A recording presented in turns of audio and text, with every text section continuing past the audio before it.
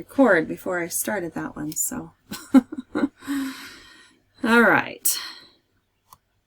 Okay, well, let's do one more from here, but let's do a cubed root one this time, just to kind of give an example of what a cubed root one would look like.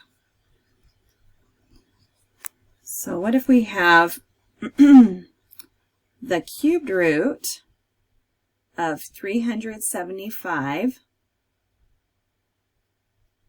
x to the 10th y to the 22nd. All right, so this time, since it's a cubed root, things have to come out in groups of 3. But we're still going to start it off the same way, where we have 375, and we're going to try and break that down. And you can just kind of use your calculator to do that.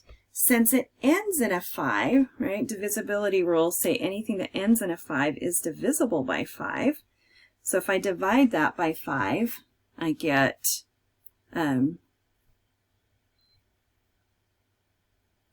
so 5 times 75, and then I'm going to take that 75 and still break it down. So it still is ending in a 5, so I know another 5 divides into it, so that's 5 times 15. And then 15 breaks down to 3 times 5. So this time, right, I see my prime factors are these. So again, I'm going to write it back inside here. And you can do it. I mean, some people just kind of look at it here and do it, but I just want to make sure it's clear what we're doing here.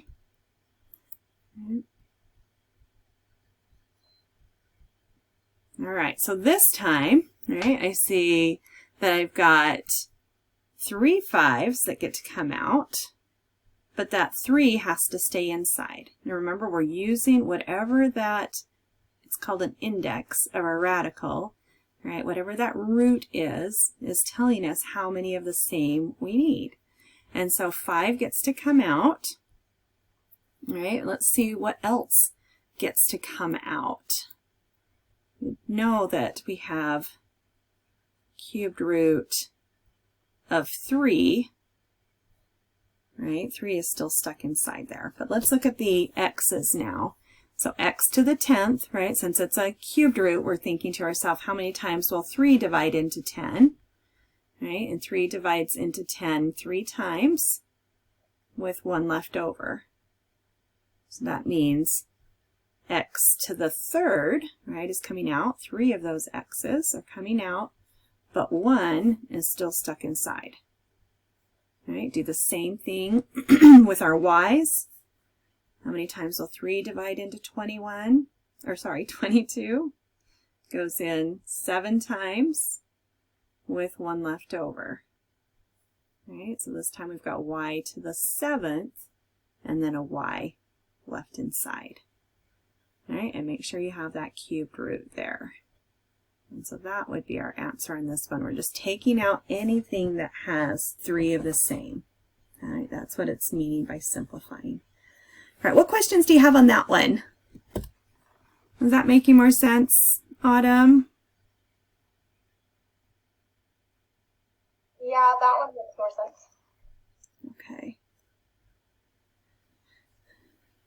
Well, Shaylee or Nancy, do you guys have any questions on these square roots or cubed roots? No, I have a question in the first one that you made, the 48. Uh-huh. In the 48, why didn't put 2 in the outside exponent to the cube? So, let me see if I understand what you mean. So there was already a -2 on the outside, right? Yeah. And then we had 2 pairs of 2's that got to come out, right? So these guys came out on the outside. And the only number that was left inside now was just that 3. Okay. Yeah. No? Does that make sense, or is that not? It just, I didn't get confused with the x. When we take it out the x to the outside, we put the exponent thinking that 2, they have to put an exponent in, like 2, like negative 2x1, exponent 1, 2, exponent 4, but I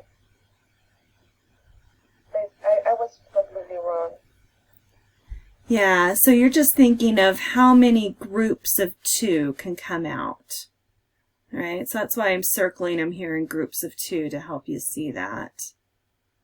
Yes, I got it now. Okay, you're welcome.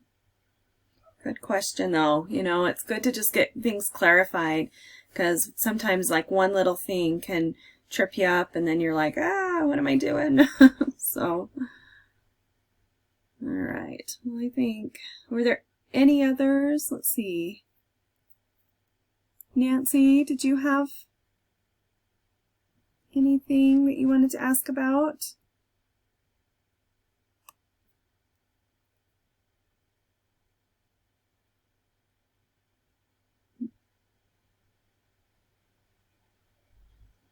Don't hear you, Nancy, if you're talking.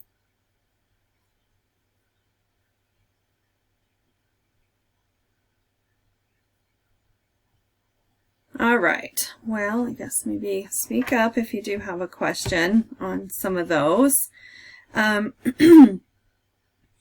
Okay, so let's go. I know that some of you were saying that you had some questions on the factoring one, which is in 5.8. And I know some of you, maybe in your classes, you haven't gotten there quite yet. But sometimes just, you know, being able to see it a little bit before can sometimes really be helpful too. So let's look at some things in 5.8. And then, was it Alex or David? Did one of you say that you had a question specifically you wanted to go through, or? Not specifically, but just kind of over the whole of 5.8. Again, I haven't started the homework yet. Okay. I was a little confused about the first part of it. Okay, with the factoring the greatest common factor? Yeah. Okay. All right, well, let's look at a few then. So let's start with the GCF then. So, right, so you're going to be, so understanding what a greatest common factor is, first of all, is really helpful. So greatest common factor, right, is the largest, number or variable that can divide into like 2 or 3 or more terms that we're dealing with. And so let's say that we have something like this. Let's do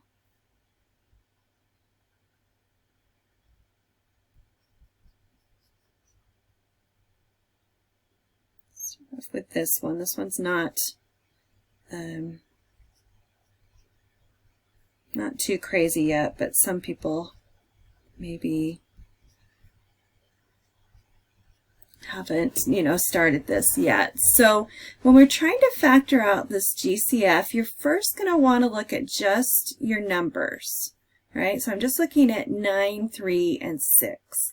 And I'm asking myself, what is the largest number that I can divide into each of these? Right? Who thinks they know what that one would be? Would that be 3? Yeah, it'd be 3, right? Because you can see that these are all multiples of 3, right? 3, 6, 9.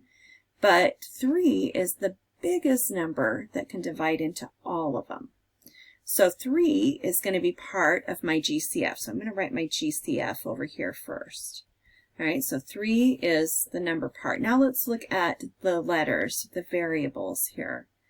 All right, on this one, again, we're trying to think of what is the largest amount of x's I could divide out of each of these. And probably the easiest way to think of it is find the variable with the smallest amount of x's. And to some people, they're like, well, that seems so backwards because you're saying greatest. But this one, this x squared, the 6x squared, only has 2 x's to give, right? Just like this 3 we had to use for the greatest common factor, because it only had a 3 to give, right? So x squared, right, is going to be the other part of our GCF. So sometimes, and maybe I'll write it out here, sometimes just thinking about it this way. So when finding the GCF of variables, you will use the 1 with the smallest amount. Does that make sense, what I'm saying?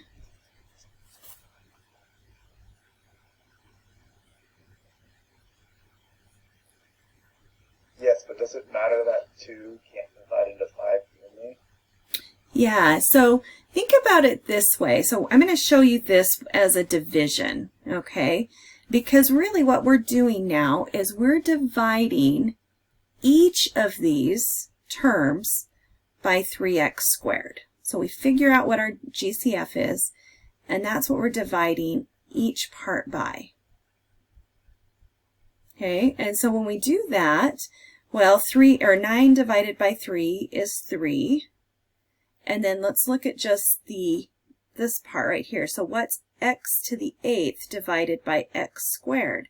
Well, remember that when we said when things are connected by division, right? Like so when we have x to the 8th over x squared, we're really subtracting those exponents, right? So that's why it doesn't matter that it won't divide into 5, because what we're really doing there is when it's connected by division, we subtract those exponents. Maybe I should write it a little bit different. So I'm showing x to the 8 minus 2 power, which gives us x to the 6th. Right? Okay, so on that first term, I get 3x to the 6th, right, is what's left. And I still have, I should have written this down first, that GCF is still out in front.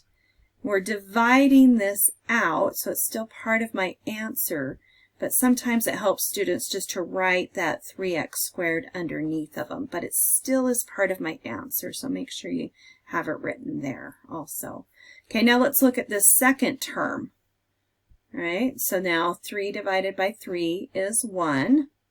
And we don't necessarily have to write that in there, but I'm going to write it just to make sure you see that's what divided out.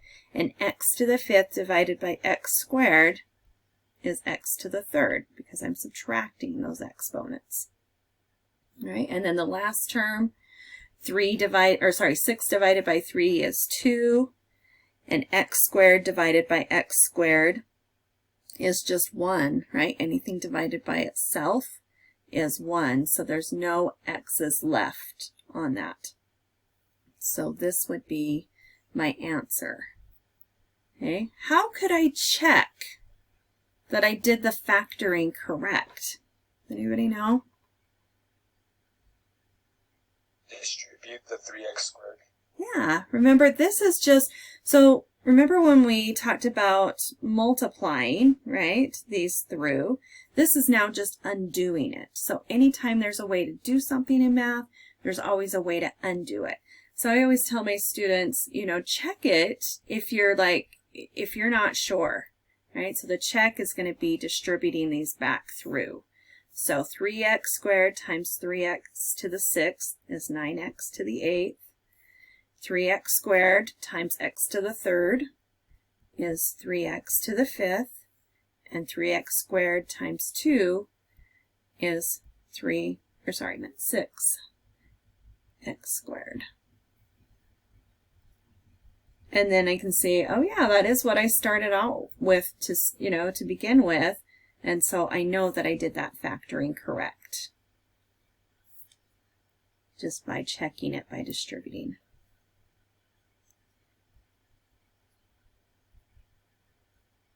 Okay, questions on that one?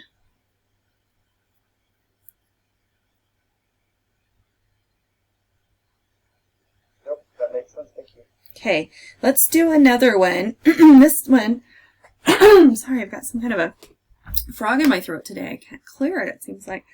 I'm going to do one that involves more than one variable in it, because that's sometimes where these can get more challenging, right? Maybe a little bit confusing on there. So let's look at one like that.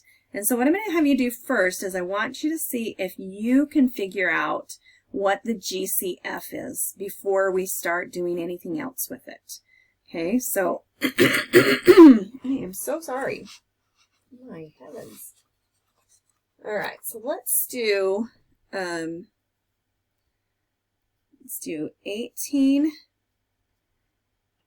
squared y to the 4th minus 6x to the 3rd y, and then minus, let's do 9x to the 4th y to the 3rd. Okay, so I want you to first just go and try and figure out what the GCF is. Okay, and when you think you have that, I want you to type it into your chat, but don't hit enter yet. I'm going to have everybody hit enter at the same time. That way people will have a chance to think about it. So go ahead and figure out what you think the GCF is, like we did above.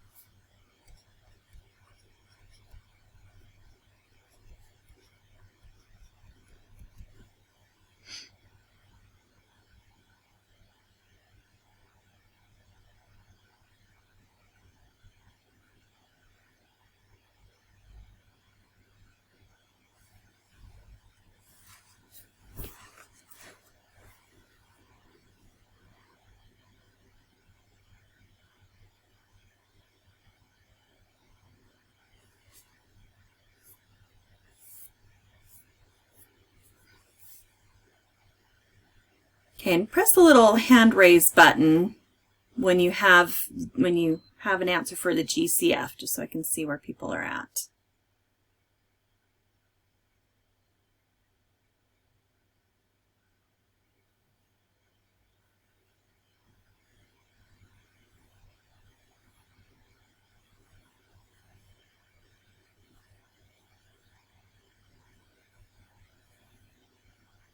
All right, so what do you guys have then for this? Go ahead and press enter. 3, 2, 1, go.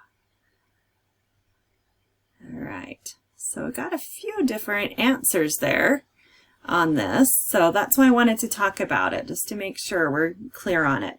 So let's start with the with the numbers, right, out in front. And what do you guys think? What is the biggest number that can divide into all three of these? Yeah, 3 can, right? So 6, somebody put 6, or a couple of you did, but 6 doesn't divide into 9 evenly. So that's why we can't use 6, right? So we're just thinking of, so it's not necessarily going to be one of the numbers there. We're just trying to think what's the largest number that will divide into all three of them. Okay, so 3 is the number part. Then let's look at the x's. All right, so I've got x squared, x to the 3rd, and x to the 4th. So what would my x part be? X to the square? Yeah, yep, x to the 2nd power, x squared, because remember we said we're going to use the smallest one with the smallest amount, the x's with the smallest amount. And then similarly on this one, y to the 4th, y, and y to the 3rd. Well, y is our smallest exponent, right? Y to the 1st power there. And so this is going to be our GCF then, okay? And some of you came up with that, so that is awesome. That is really good. Okay, but let's take that. So I'm going to take that GCF over here, the 3x squared y is what we're going to be factoring out. But remember, that means what we're really doing is dividing each of these different parts by 3x squared y. You don't have to write this part out if you can do it in your head, but for some people it's really helpful, so that's why I write it there. All right, so, and then when we're trying to figure out the rest of it, we're trying to figure out, okay, what are the leftovers? If I divide 3x squared y out of each of the terms, what is going to be left? All right, so in this first one, 18 divided by 3 is 6. The x squareds on this one just divide out, right? So that's just a 1 there. There's no more x's there. With our y's, we get y to the 4th minus y to the 1st, so that's just going to give us y to the 3rd. Okay, let me stop there a second, make sure everybody's with me or what questions I can answer at that point.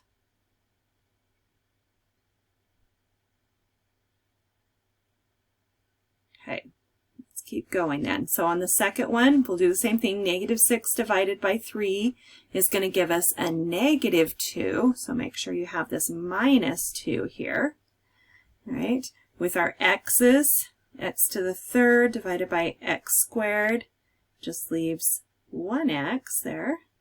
And then this time, I can see my y's end up dividing out. Y divided by y is 1, so we don't write that in there. All right, okay, now what about this last one? Well, we've got negative 9 divided by 3 is negative 3. My x's, I have x to the 4th over x squared, so I subtract those, that would be x squared left. And then y to the 3rd divided by y, subtract those, I'm left with y squared. Okay. And then again, I could check it by distributing that back through and see if, make sure I have it correct. But that's optional.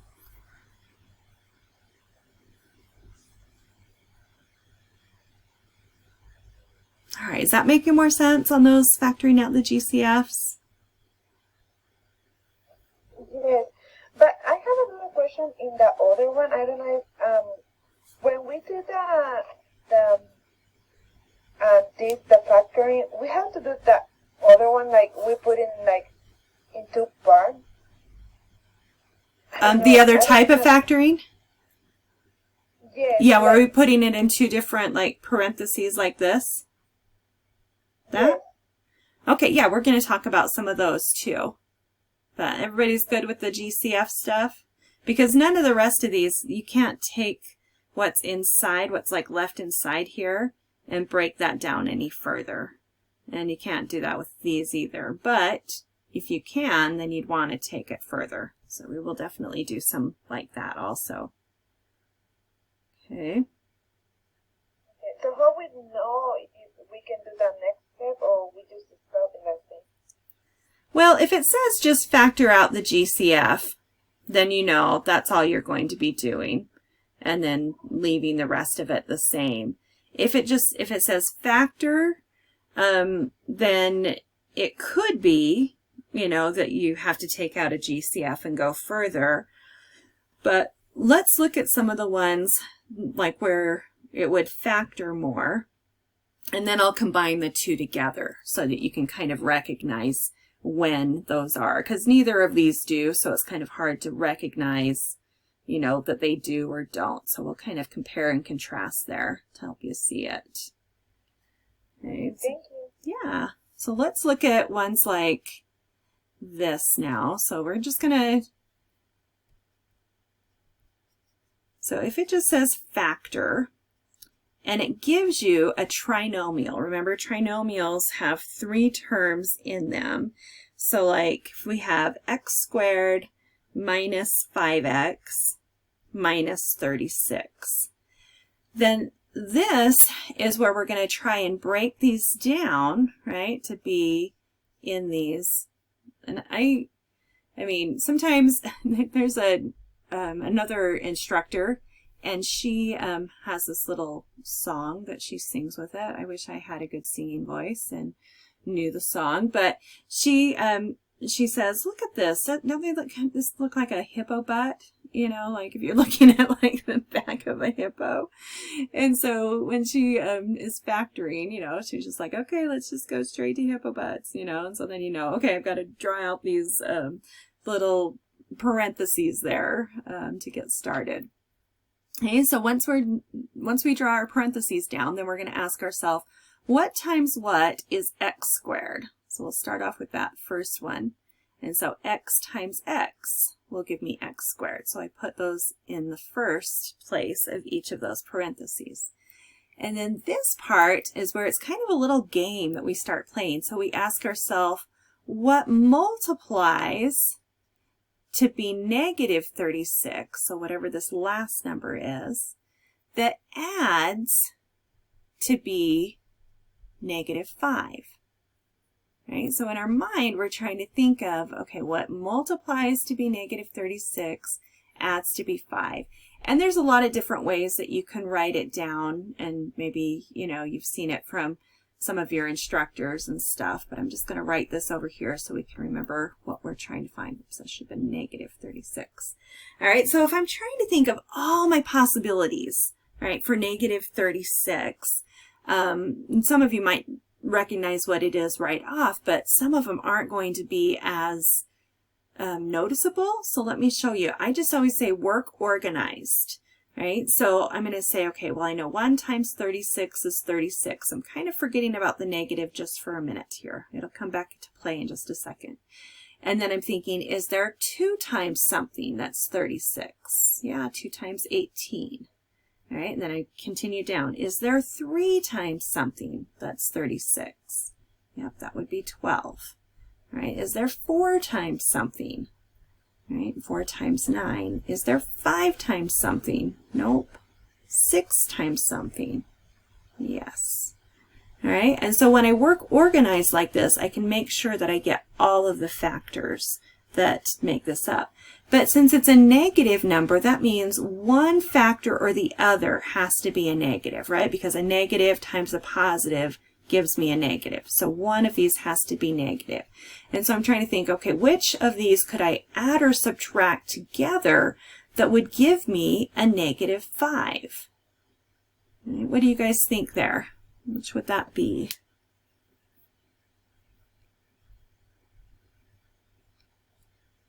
The 4 and the 9. Yeah, and the 9 would have to be what? Negative.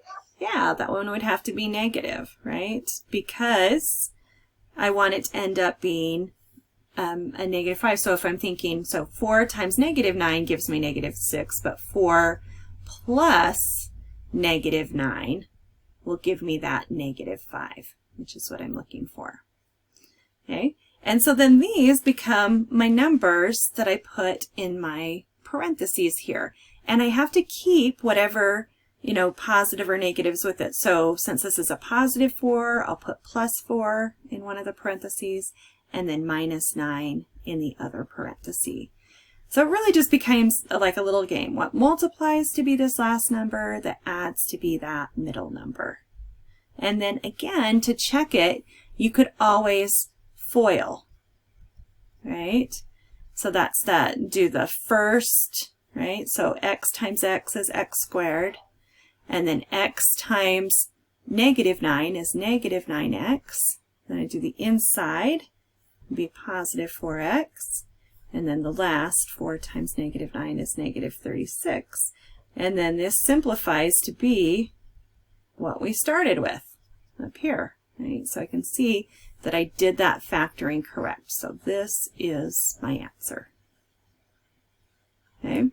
So that's just the part where you're trying to factor trinomials, right? So when you're factoring trinomials, they're going to break up into these two parentheses that are 2 binomials, right? Is what you end up trying to find there. Okay, what questions can I answer about this one?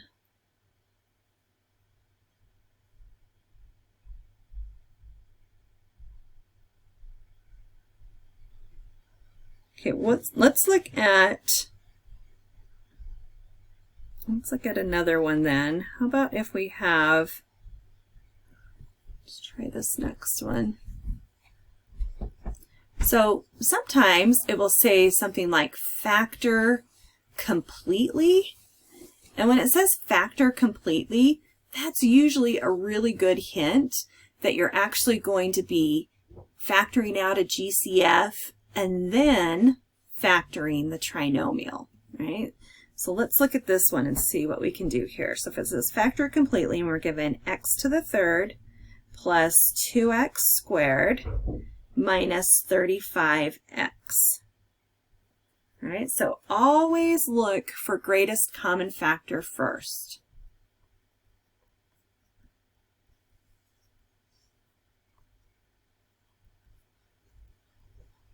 Right, and the GCF up on this one would just, the only thing that's common with all of them is just 1. So that's why we didn't have to factor anything out there. Okay, but what is our GCF in this next example? What could be factored out of each of those terms?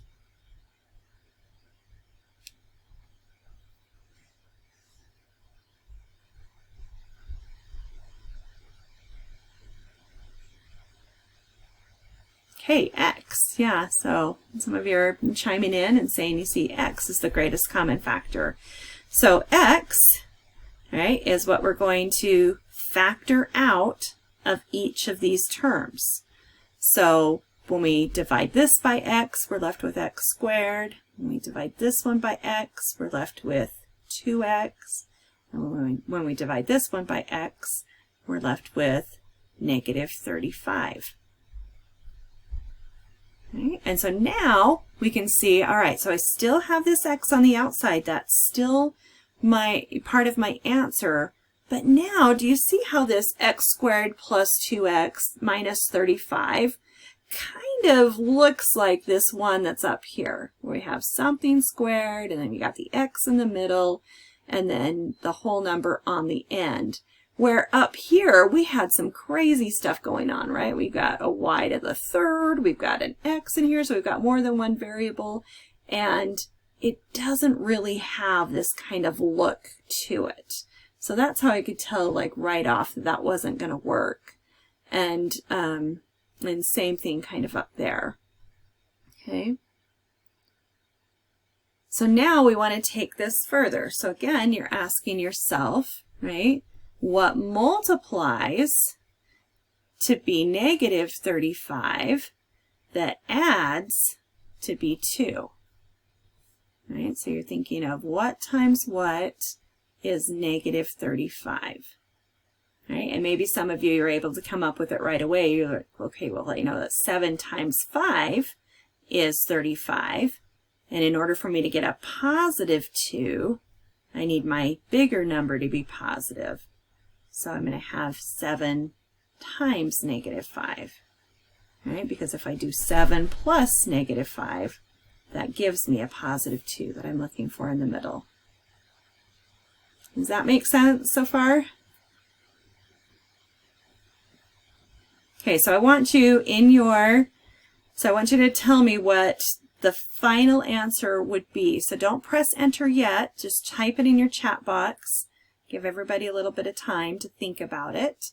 Okay, so type it in your chat box and I'll tell you when to press enter. So tell me what the whole answer is going to end up being on this.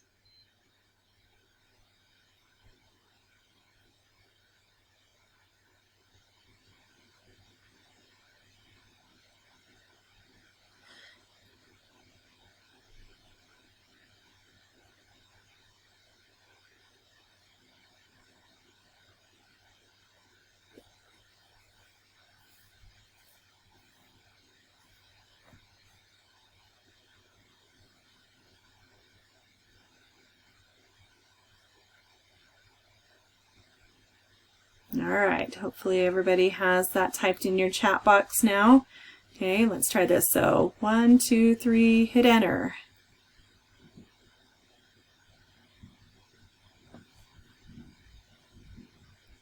That's what I was confused about, was if I put the x on the inside of the parentheses since there was an x already on the outside of the parentheses? Like the x plus 7? Yes. Or the x, yeah. Yep. Because remember that this x squared right there, right, is what we're looking at. So what times what is x squared? That's this x times this x. Okay. Okay. But I did want to point out that a few of you had it written, you know, different ways. Like some of you put the x plus 7 first, and some of you put the x plus 5 first. It doesn't matter which one you put first and which one you put second. And there's not even like a preferred way. Both ways are correct. So just because remember with multiplication, right, if we have, you know, 3 times 2, that's the same thing as 2 times 3. Right? This is the commutative property saying it doesn't matter with multiplication which order we put it in. It's still all going to multiply out to be the same thing back. Okay? So that's what, so you just got to remember we got that commutative property that is going on here. Okay? Awesome job with that. And remembering to keep that negative with the 5 is really important, right? Because if we put the negative with the 7, do you see that if we said negative 7 plus 5, that would give us a negative 2, not a positive 2 like we want, right? So that's why it has to, that negative has to be with that 5. Okay. All right, let's try another one. And this one, again, I want you to look at, and I want you to try and take it from start to finish and see if you can figure this one out. So this one's going to say factor completely. And I want you to factor y to the third minus y squared minus 90y. All right, so I'll give you a few minutes to try that one.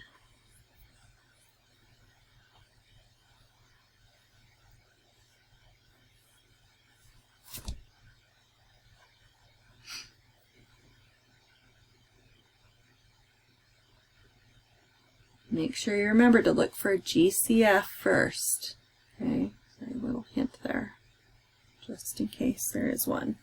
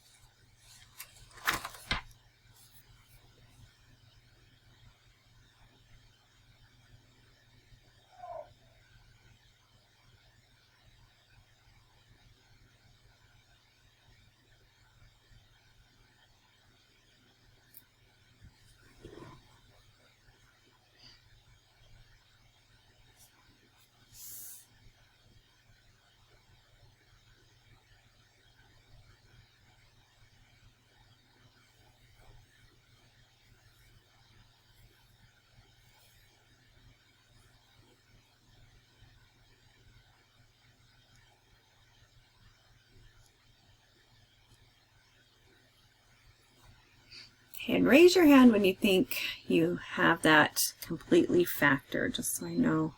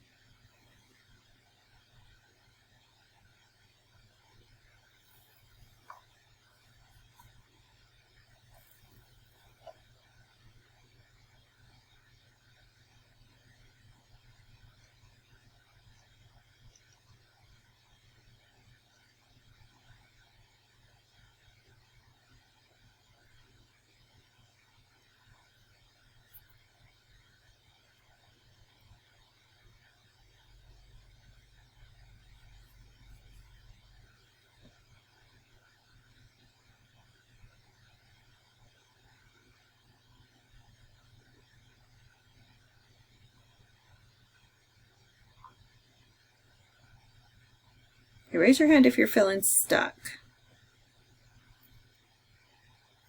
Stuck somewhere?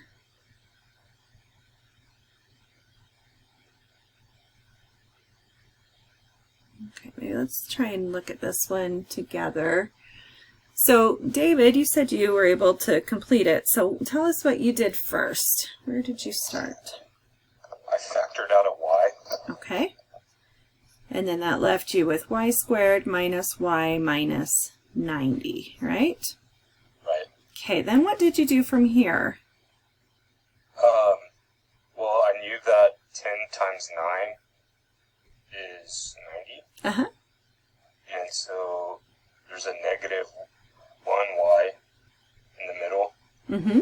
So it would be a negative 10 times 9. Okay, because negative 10 times 9 is negative 90, and then negative 10 plus 9 is negative 1, right? And so if it helps you, you can put that little invisible 1 in there if that helps you to see what you're really doing is, you know, what multiplies to be negative 90 that adds to be negative 1.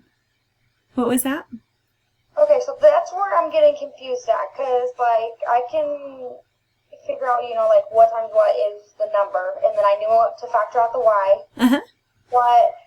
So what I got confused with, because the largest one that I got to was 10 times 9, which is 90, Mm-hmm. and then one has to be a negative, but then you said with the negative 10 plus 9 is negative 1. Why are we doing, like, is it just because the negative y in the middle? Yeah, so remember, you're always trying to see what multiplies to be this last number that adds to be the middle number, right? So what multiplies to be negative 90 that adds to be negative 1 is what we were trying to find here. So it has to fit both of those things, right? Because there's a lot of, you know, some things you can, you know, figure out, like you could do 2 times 45 is 90. But that doesn't add to be, if you add them together, that doesn't add to be a negative 1. Right, okay. So yeah, so it has to fit both of those things there.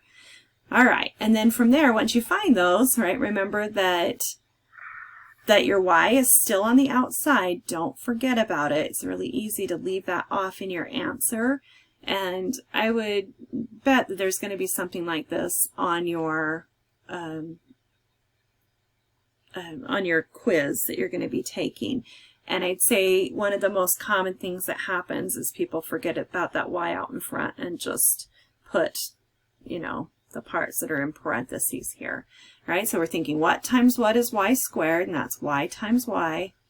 What times what is negative 90 that adds to be negative 1, and that's negative 10 and positive 9. And so that will be my answer. And if you're trying to check this, you'd want to FOIL these together first and then distribute the y through. It'd be a little bit easier that way, but it doesn't matter. You could distribute the y to this first one and then FOIL them together. But yeah, just make sure that you multiply them together, all three of them together somehow, if you're going to check it. Okay. What other things? Are there other places that you guys kind of got stuck? Because, like, let's talk about those places. Somebody might have a great way to help you with that. I just have a question. Yeah. Actually, so since it's y to the third, negative y squared, and then negative 90y, so is it always the middle one that we're adding right after the larger number that we're trying to... Yes, so you want to make sure it's in descending order. So I think it was in, I can't remember which section it was that we talked about that, in 5.7. You should, I'm not there yet. Okay. Yeah, so in 5.7 you'll talk about descending order, and that just means you have the highest exponent, then the next highest, then the next highest. And so you always want these written in that order. And then you can always just say, yeah, I'm looking at what multiplies to be that last term that adds to be the middle term. And it would always be that way. Okay. All right, so let's just check this one again. and make sure that everybody remembers, like, you know, how we'd go about checking this by foiling it. All right, and then we'll distribute the y through. So if remember my y minus 10 times y plus 9. So FOIL stands for first, outside, inside, and last. Right? And so my first ones that I multiply together, y times y is y squared. My outside terms are y times 9, so that would be plus 9y. And then I've got to do my inside terms. Negative 10 times y is negative 10y. And then my last, the L stands for last, so negative 10 times 9 is negative 90. And then I can combine those middle terms in the middle, or, you know, together. So y squared minus y minus 90.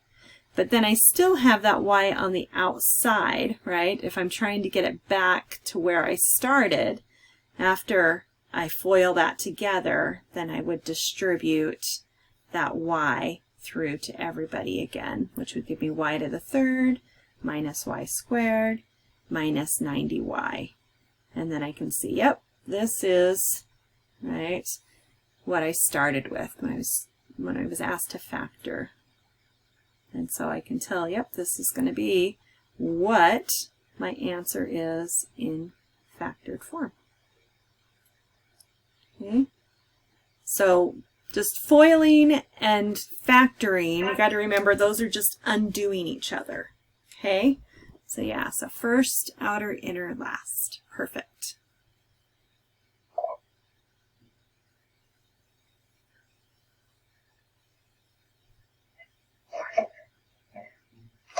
All right. There's some other things. Do you want to try more of these, or are there other things in Module 5 that you wanted some more help with?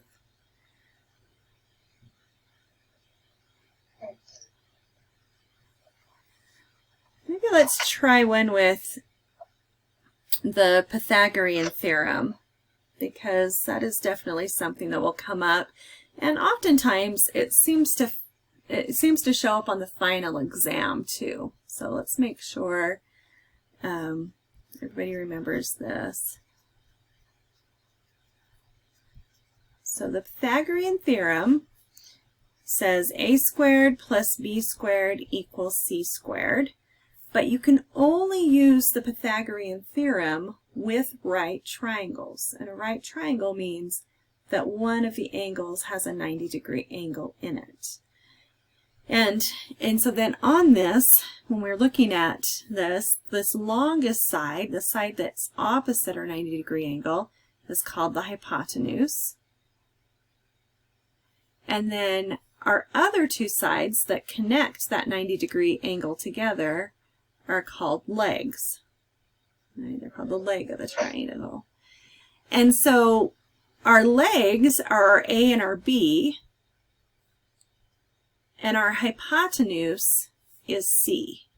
Right? So when I'm talking about the A, B, and C over here, right, it doesn't matter which leg I call A and which one I call B, but that hypotenuse, that longer side, has to be on the other side of the equal sign. Okay. Does that make sense so far? Does everybody remember that? And then if you're given some kind of, you might have a story problem, and usually those are what would show up on the test, or, you know, like maybe your quiz or something like that. So let's look at one with maybe a ladder against a wall. That tends to be one that they like to use. So if we say a 6-foot ladder is placed against the wall. Oops.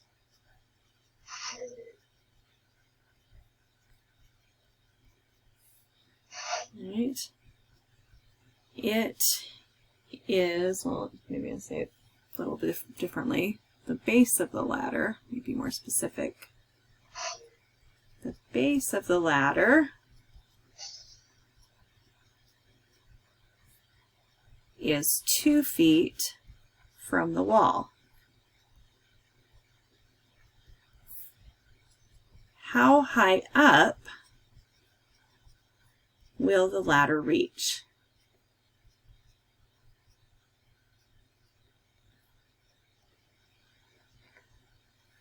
Okay, so usually on something like this, if you have a story problem and you're like, okay, I'm trying to imagine in my mind what is going on, let's just draw that picture, right? So here's my wall. Wow, that's a really straight wall, right? And then I've got my ladder that is like this, right? And at some point, right, it's going to hit at the top, or, you know, we're trying to figure out how high up it is on that wall. And I know this is the base of the ladder, right, is 2 feet from the wall. So that's going to be from the wall to the ladder, the bottom of the ladder, right, is 2 feet. And I know that the ladder is 6 feet tall. So that is, whoops, I'm just going to put, yeah. So 6 feet, okay? And so we're trying to figure out what this other side is. And maybe we'll call it A. It doesn't matter what variable you use there, but just to keep it, you know, like what we talked about with the legs and the hypotenuse, let's just call this side A. Okay, so then how would I set this up? How would I just set up my Pythagorean theorem? Tell me. And somebody just unmute yourself and tell me how you would put that. Would it just be a squared plus 2 squared equals 6 squared? Yeah. All right, where that 6 has to be, it's the hypotenuse, so it has to be on the other side of the equal sign. All right, and then we're trying to solve this for a, so let's simplify what these things are squared. So I've got a squared plus 4 equals 36. And then I need to subtract my 4 over. So I can trying to get this a by itself, but right now I have a squared equals 32. All right, and then how do I undo squaring something? Square root. Yeah, square root. Whenever there's a way to do something in math, there's a way to undo it. So we're going to square root both sides, because square rooting something squared just leaves what's inside. So now we just have a left on this side. All right, and then here it's going to ask you, you're going to have to like round to a certain place value, and that will be given in your question. Like, so if it says round to nearest tenth, all right, because this would be our exact answer, and you may have come across these in, you know, in your on your homework assignment. It asks for the exact answer, and then it also asks for your approximation. All right, and so the exact answer always is the one that has the square root in it. All right, and then if you push that on your calculator, right, square root of 32. Right, and some of your calculators you'll have to hit that little toggle button that has the little arrows, kind of, it's down by the enter sign usually, but there's like 2 arrows kind of pointing away from each other like this. All right, and that will, if it keeps it in square root form, you have to use this to kind of figure out what it would be as a decimal. Can somebody tell us what that would be as a decimal? Figure it out.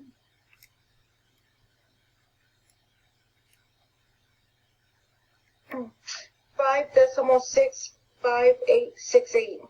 Okay, so if we're going to round that to the nearest tenth, what would that be?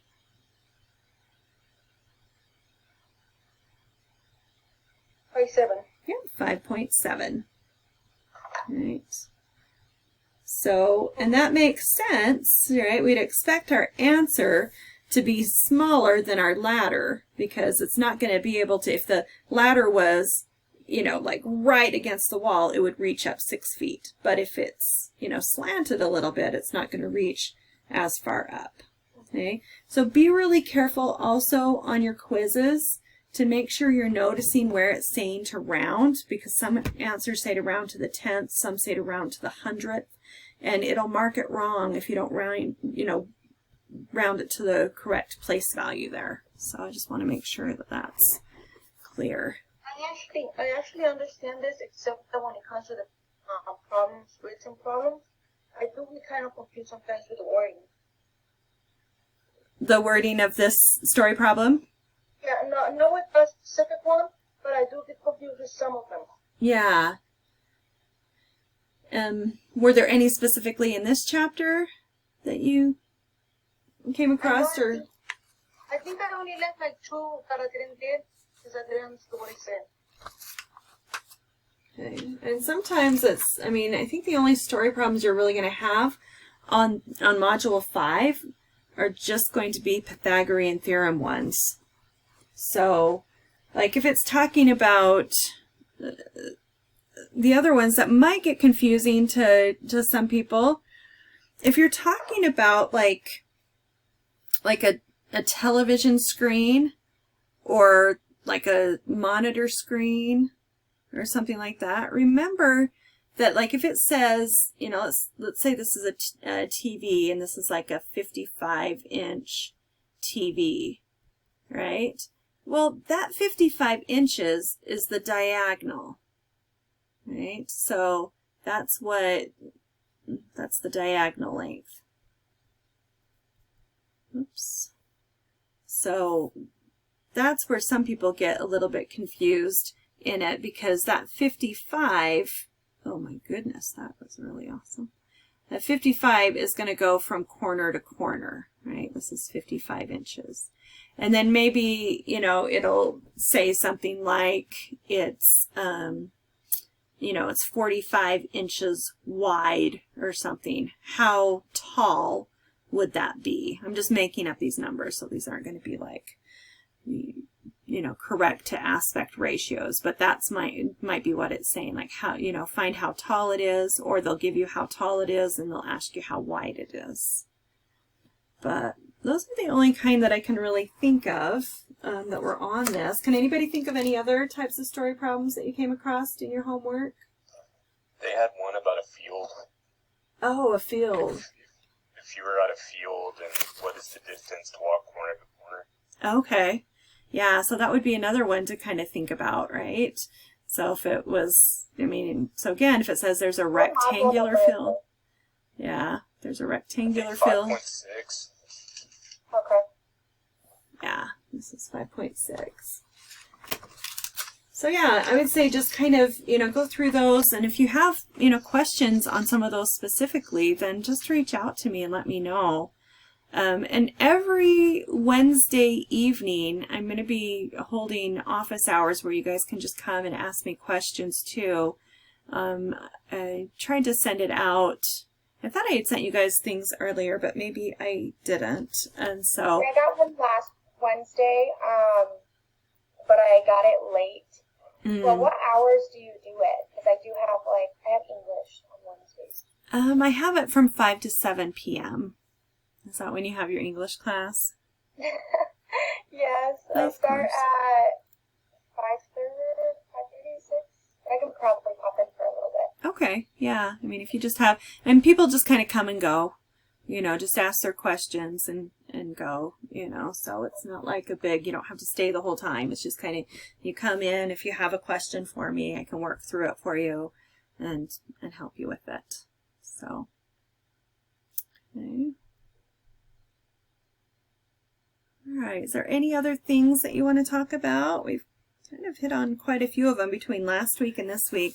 And remember, if you weren't able to come last week, I do have all of the videos. I post them on the home page of our Math 988 web page. So you just look at that, look for the date. And so it takes a couple of hours for this to get all processed and stuff on YouTube, and then I can get it uploaded there for you. I actually needed help with my assignment. Okay. In the tsunami one, I think, or something like that. Oh yeah. Have you guys completed your reality check assignment? Yeah, that was really hard. I have to ask my boyfriend for help. Yeah.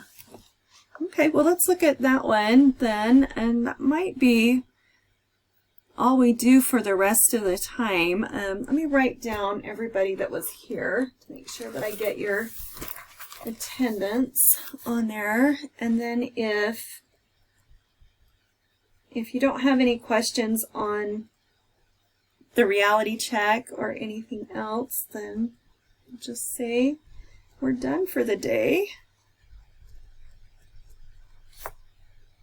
Okay, so Alex, Autumn, David, Nancy, and Shayla. So we have down. Wow. We are getting so few in numbers. I'm glad you guys are sticking it out and just being, you know, like diligent, and, you know, you guys are going to do better in the class if you can keep coming to this. And I know it's so hard with everything you have going on that you're trying to juggle around, but I sure appreciate you being here. And if you can't come, you know, watching the recording later is always a good idea. Okay. All right. So I'm going to just pull up, let's see, I think I have the reality check.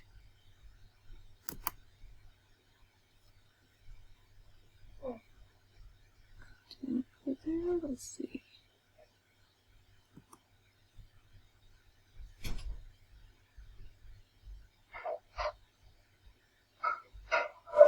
Huh, I have in here.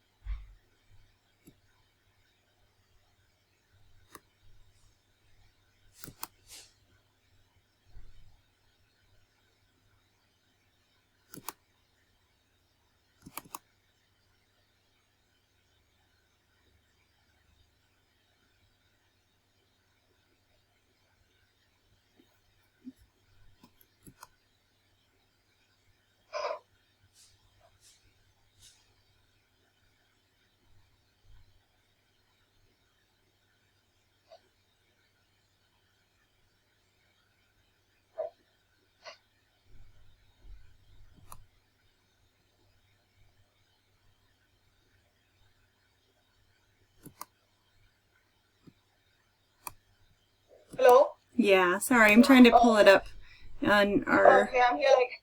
No, I know. I thought I had it already pulled up on here, but I must have closed it. So I'm just trying to get that for you guys.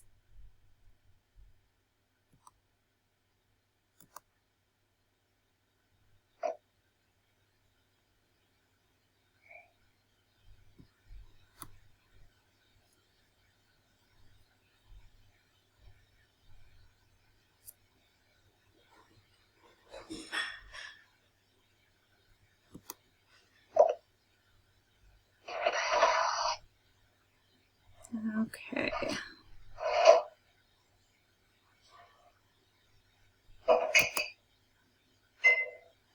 Little asshole.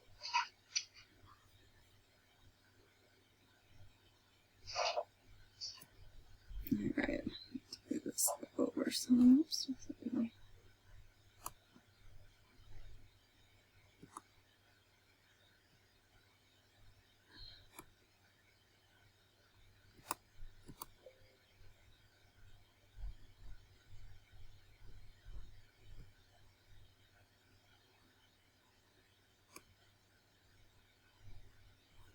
And technology sometimes is great, and other times.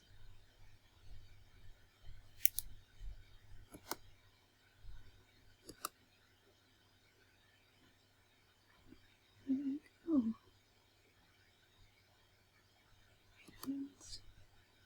All right, I've got so many things on my other screen that I can't even see.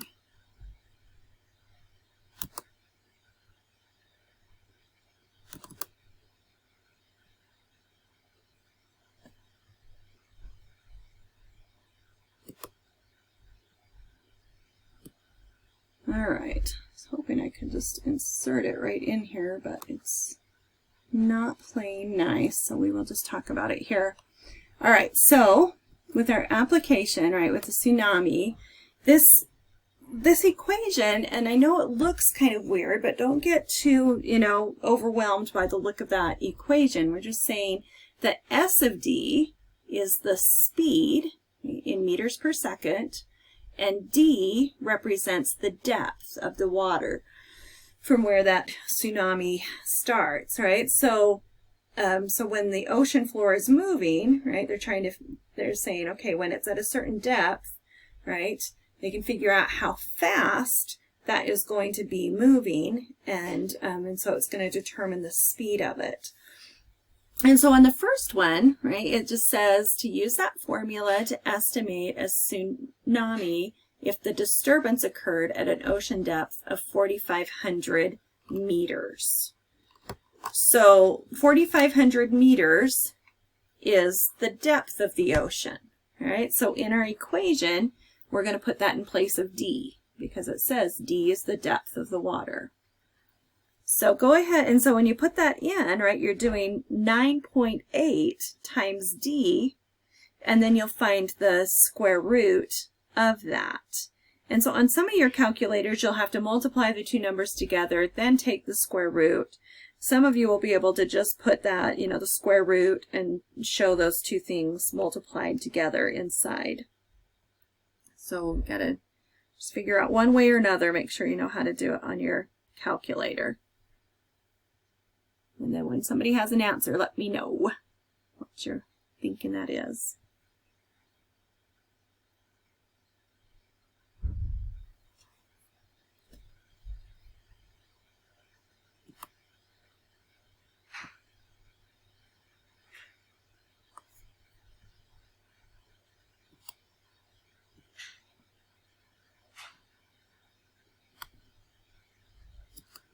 Anybody?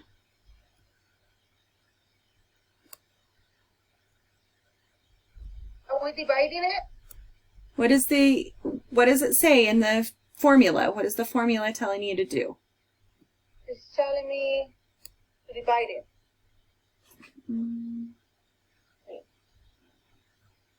So it's not divide. Look at it again.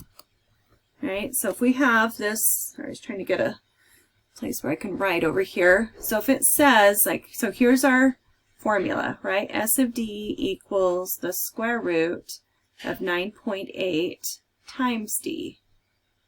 All right, and so S of D is our speed, and D represents the depth. So those are the two things that we have there. And they're giving us the depth. It tells us on this, right, for number one, the depth is 4,500 meters, I meant.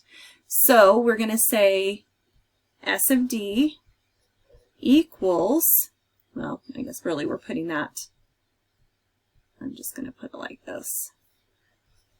All right, so we're just putting it inside here. So 9.8 times 4,500 meters. And then you'll take the square root of it after that. So what I got was 44,100. And then did you take the square root of that number? With it, yeah. The square root, I get 210.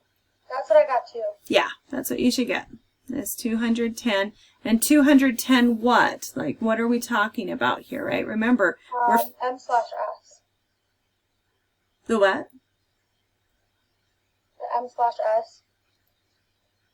Yeah, so meters, so meters per second. Sorry. Oh, second. Right. Yeah. Okay, so just so we know, like, it's important when you are writing out, these questions, like really, like, put down that label there. What is it that you just found? So, because that's going to help you usually with the next question. Okay, was everybody able to get to that 210? Yeah. Okay, so then let's look down to number 2, because this one's saying now we're going to convert this, right, from meters per second to kilometers per hour.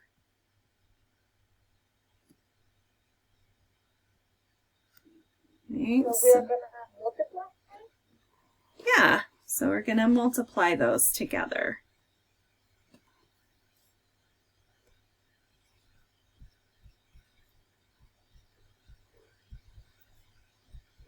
And what does that give you?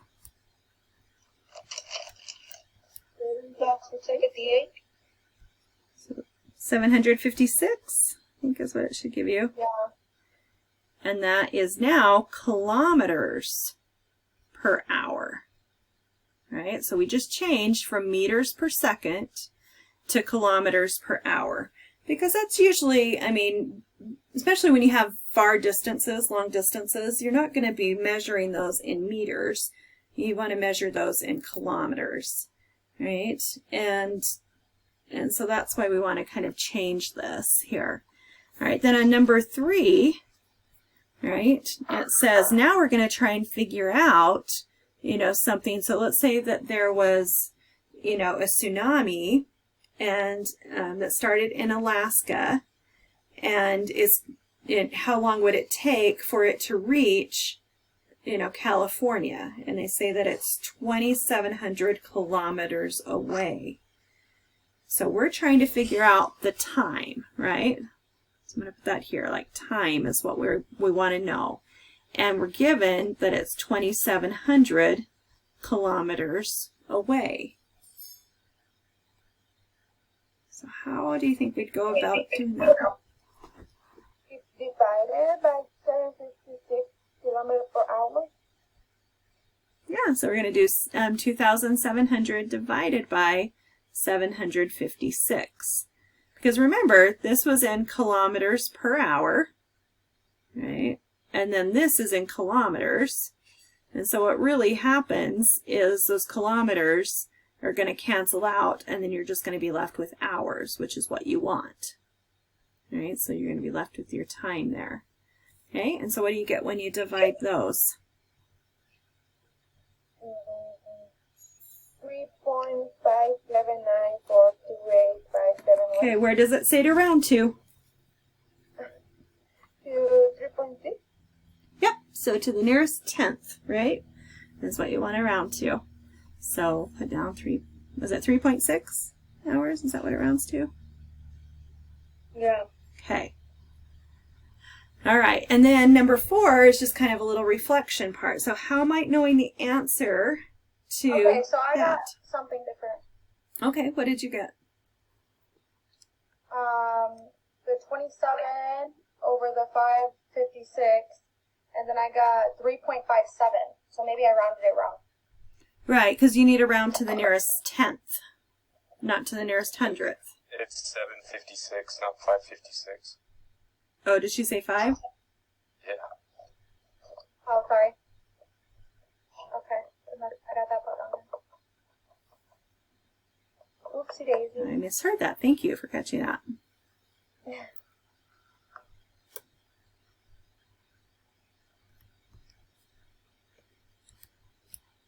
All right, but yeah, so make sure you're rounding to the nearest tenth, right? Not to the nearest hundredth or anything like that. Make sure it's to the nearest tenth. And then on number 4, how might knowing the answer to the question above be beneficial to these residents in California? So you're just going to kind of give a little reflection on, you know, I mean, imagine if it was you. Would you want to know, you know, 3.5 hours before a tsunami was going to hit? You know, why would that be a good advantage? What could you do in that time? To try to evacuate or get to a higher Yeah. ground.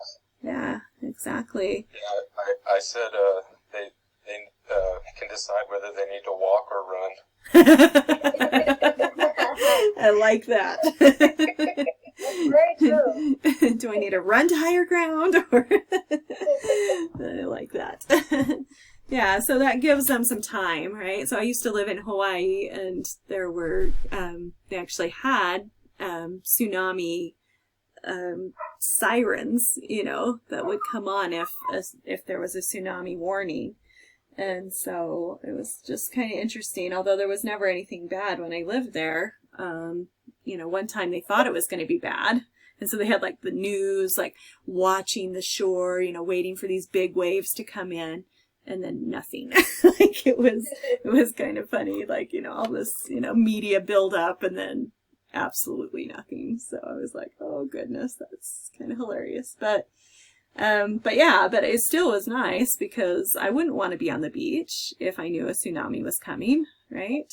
I mean, I'd want to be on higher ground just to be safe. I mean, you just don't know. This is just kind of a prediction, you know, and so it's not like an absolute that this is going to happen, but all right. Was that helpful on that? Yes. Going through that and understanding it, not just doing the, you know, like the numbers, but really understanding what's happening there, why you're finding what you're finding. What happened is that I was putting the 4,500 outside the, in the outside. So it was giving me like this big number. Yeah. That could not be right. I was putting it in the wrong spot. Yeah. So and do you see? I doing like 4 times and it came missing answer. Yeah. Do you see why now that 4,500 has to go inside? Yes. Okay. Yeah. So using those formulas and making sure you put it in the right place, of course, is like, you know, probably the hardest part of this, or the most critical part, maybe not the hardest part, but the most critical part to make sure you get right. So, yeah, but I'm glad you thought about that and went, this can't be right. I am doing something wrong. I better ask them what I'm doing wrong. The number looks like too big for it to even, you know, be part of the solution at this point. Yeah. Yeah, you're like, really? Could it be moving that fast? That many meters per second? Seems a little strange. Okay, cool. Well, good. Is there anything else you guys want to go over or talk about today? No, I actually been doing my math like around late at night. So most of the time I do not finish with my assignments until like 3 in the morning. Oh man, how do you do that? That's how I feel too. And like sometimes I don't even get like a chance to do it. Like I'm just so I know, I'm so busy. Have you guys asked your instructors, like, I am giving a lot of leeway with my students as far as due dates and stuff go, just because I know that, you know, like, I've got people that are trying to homeschool. I know that some people's jobs have changed. You know, some of my students work in the medical field, and they are working all the time. And, you know, and so I would just, you know, reach out to your instructors. I promise you they have a heart, and, you know, and if you reach out to them and say, you know, I would really appreciate an extension or something, I really think that they would work with you on it if they haven't already said that they're willing to do that for you. So, so don't be afraid to ask. Like, we all know that this is crazy. Really good. But when all this first happened and everything switched online, Yeah. I got an extension for one. I had to get an extension again because I totally forgot that I got an extension, even though it said it was late. Yeah. I'm like, oh Lord. Yeah. And really, And then go ahead. on Tuesday, I got up, I got online to do my math because I was going to have my math. And then my son, I told him, get in there and start doing your homework because you just haven't been doing like you're supposed